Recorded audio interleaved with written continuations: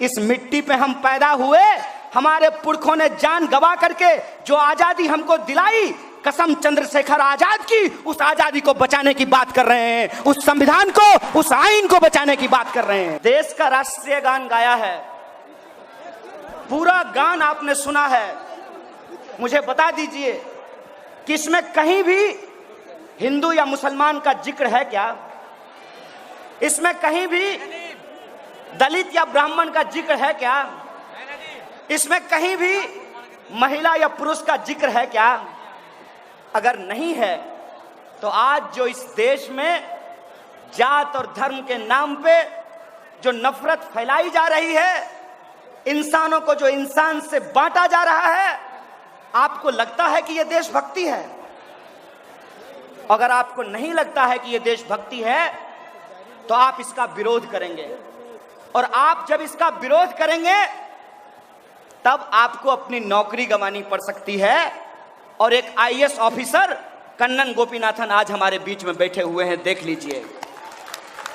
अगर आप इसका विरोध करेंगे तो आप पत्रकार होते हुए अपनी नौकरी से हाथ धो सकते हैं। सैकड़ों पत्रकारों को सच्चाई निकलने के चलते उनकी नौकरियों से बाहर कर दिया गया है।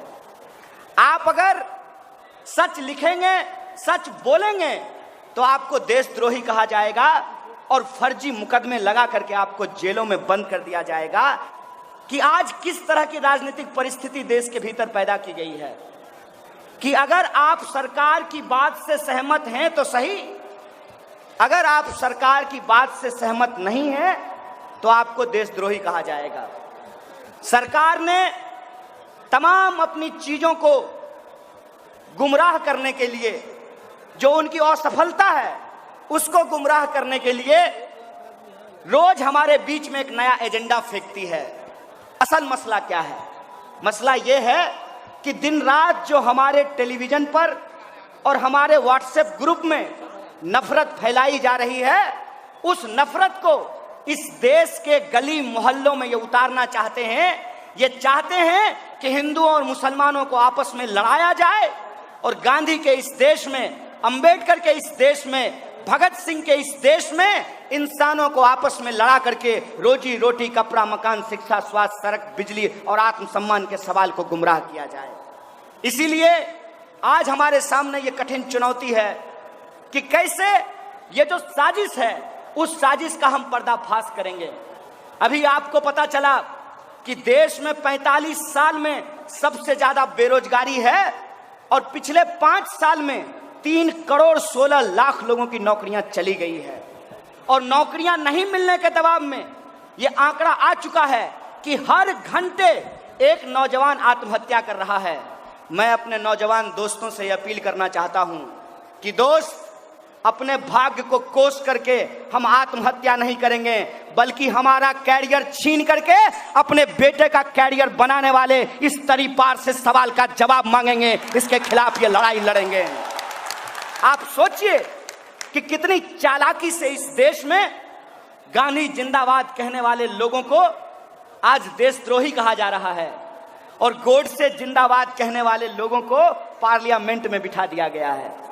खुलेआम लोगों को भड़काने वालों के ऊपर एफआईआर नहीं किया जाता है, और जब एफआईआर करने का निर्देश माननीय उच्च न्यायालय देती है तो उस जज का ट्रांसफर कर दिया जाता है। आप देखिए कि खुलेआम इस देश के भीतर क्या किया जा रहा है।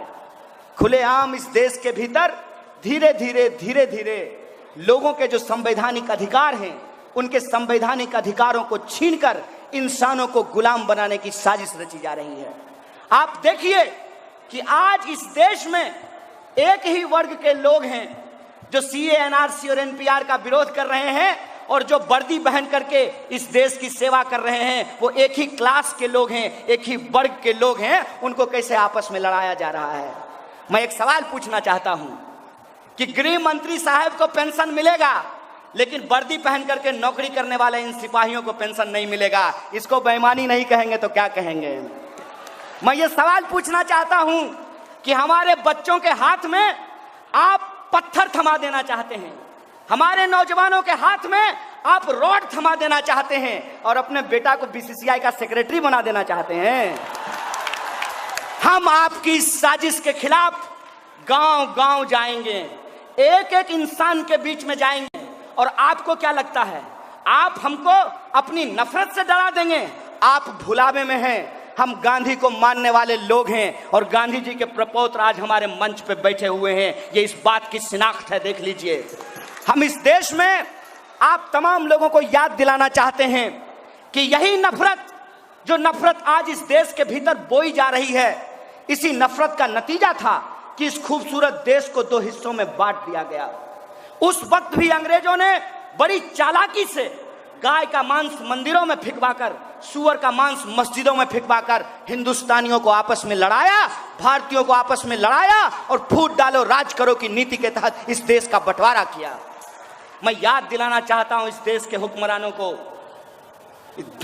को यह समझ में आना चाहिए कि इस देश में जो मुसलमान रह गए, उन्होंने जिन्ना को नहीं, गांधी को अपना राष्ट्रपिता चुना था। इस बात को याद रखना चाहिए। इस बात को याद रखना चाहिए कि जब पार्टीशन होने की बात आई, देश में दंगे शुरू हुए, तो एक तरफ पश्चिमी भारत में माउंट बेटन की पूरी फौज खड़ी थी, लेकिन वह दंगा नहीं रोक पाए। अकेला महात्मा गांधी, वो बापू, वो अर्धनग्न फकीर, ईस्ट भारत का दंगा भूख हड़ताल से रोक दिया था। इस देश ने हमेशा गांधी को अपनाया है। मैं बार बार कहता हूं कि इस देश की सरकार ने गोडसे को चुन लिया है। इस देश की जनता को तय करना है कि उसको गोडसे के साथ जाना है कि गांधी के साथ जाना है। बोलिए, किसके साथ जाने के लिए तैयार हैं? अगर गांधी के साथ जाने के लिए तैयार हैं तो नेता की तरह मैं लफाजी नहीं कर रहा हूं। मुझे लफाजी करके, चाटुकारिता करके और वोट की गिनती करके प्रधानमंत्री नहीं बनना है। इस बात को याद रखिएगा।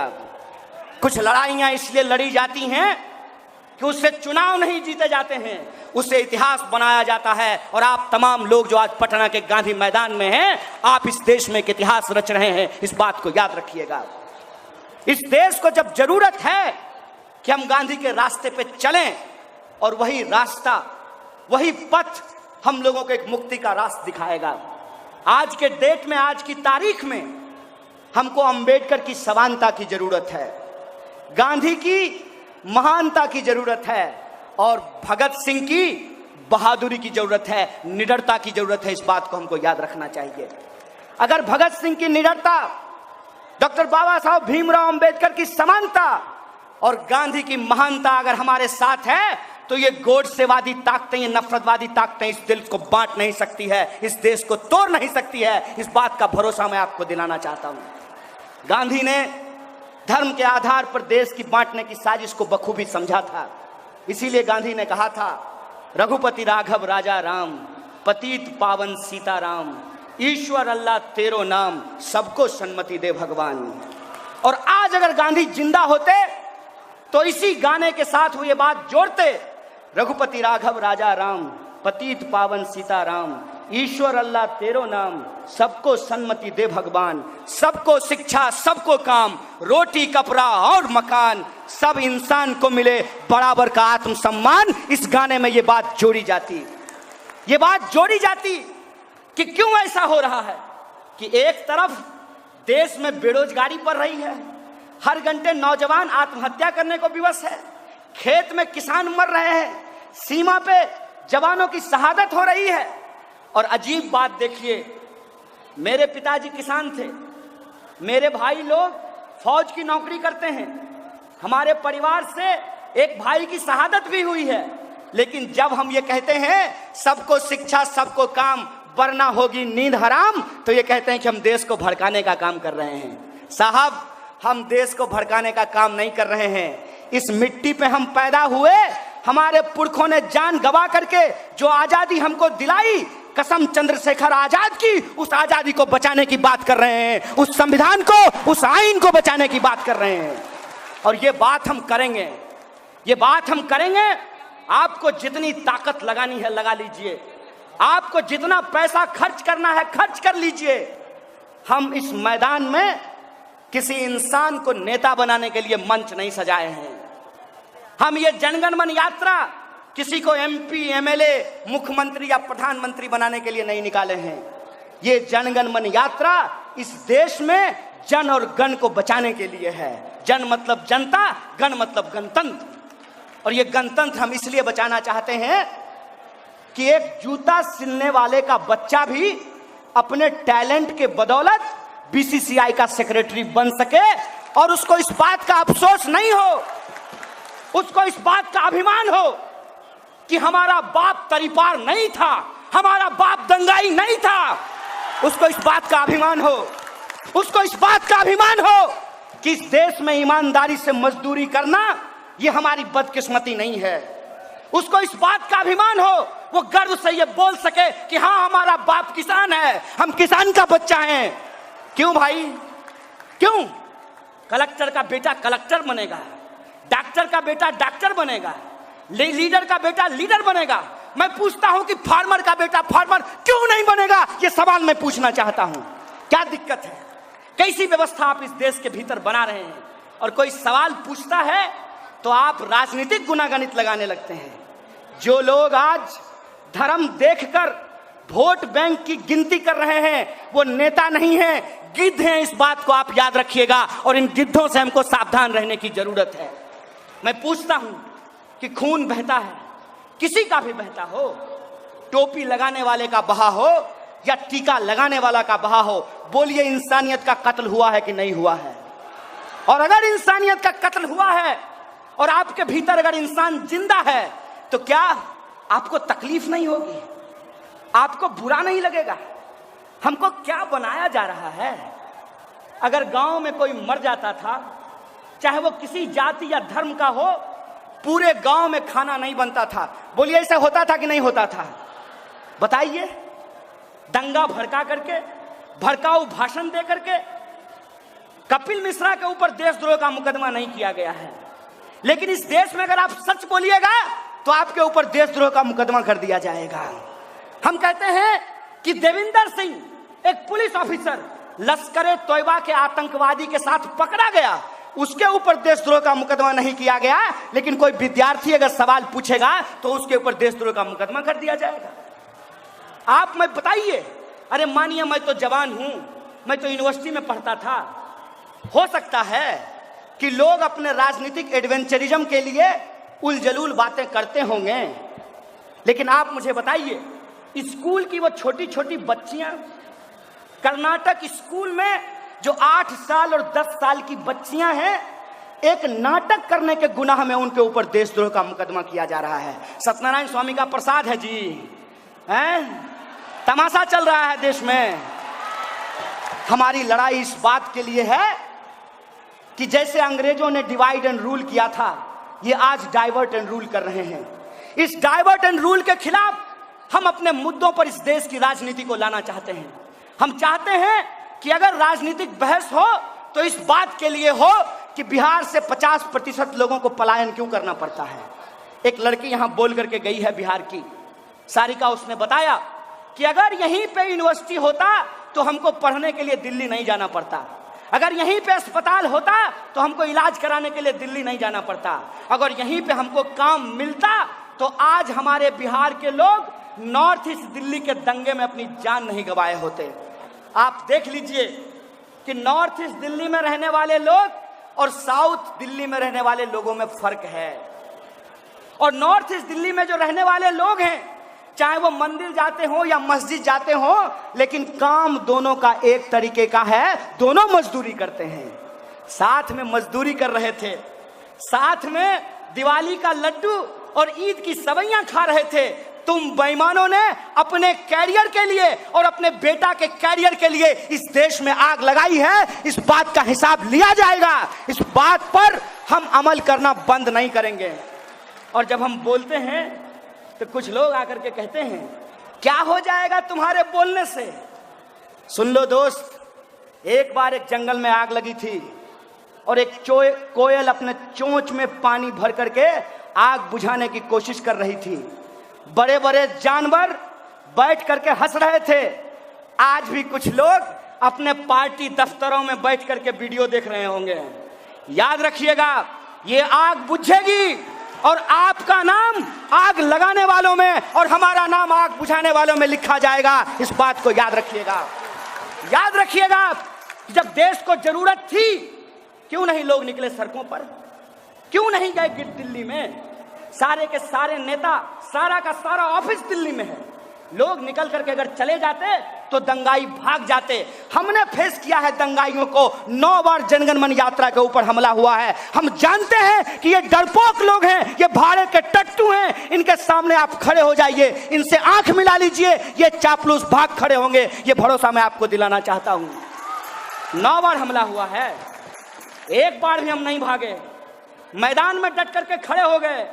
इनको क्या लगता था पत्थर फेंक करके, शीशा फोड़ करके, हमारे ड्राइवर का हाथ तोड़ करके हमारा यात्रा रोक देंगे? देख लो, आंख में काजल लगा करके यात्रा पूरी की है।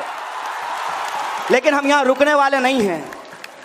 हम यहां रुकने वाले नहीं हैं, क्योंकि मैंने आपको कहा कि लोगों को और नेताओं को पॉलिटिकल स्टंटबाजी से बाहर निकलना पड़ेगा, अपने चुनावी गुनागणित से बाहर निकलना पड़ेगा और यह समझना पड़ेगा कि आज अगर इस देश का बच्चा बच्चा आजादी का नारा लगा रहा है, इसका मतलब सचमुच जो आजादी हमको 47 में मिली थी, आज उसके ऊपर हमला है, उस पे खतरा है। और उसको बचाने के लिए, गुलामी को हराने के लिए हमको आजादी के नारे को बुलंद करते रहना पड़ेगा। और जब नारा लगाते हैं तो मंत्री जी कहते हैं किस चीज से आजादी चाहिए? अरे आपकी बेईमानी से आजादी चाहिए साहब,